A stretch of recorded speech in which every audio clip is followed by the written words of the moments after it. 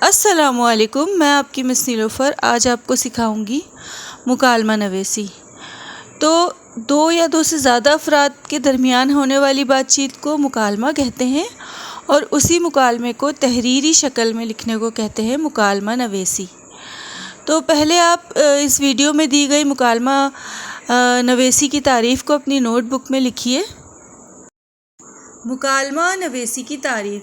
مکالمہ نویسی کا مطلب ہے کسی گفتگو کو اس طرح لکھنا جیسے لوگ آپس میں بات چیت کر رہے ہوں۔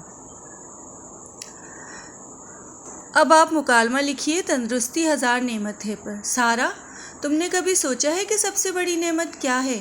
مریم: میرے خیال میں پیسہ اور اچھی چیزیں۔ سارا: نہیں، اصل میں سب سے بڑی نعمت تندرستی ہے۔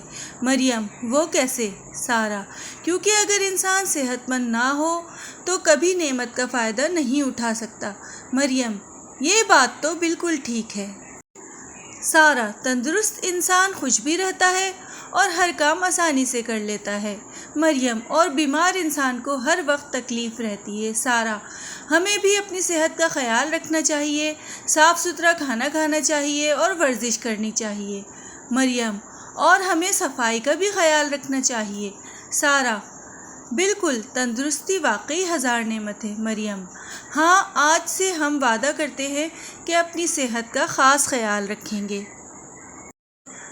تو بچوں، اب آپ اس مکالمے کو اپنی نوٹ بک میں لکھیں۔ جزاک اللہ۔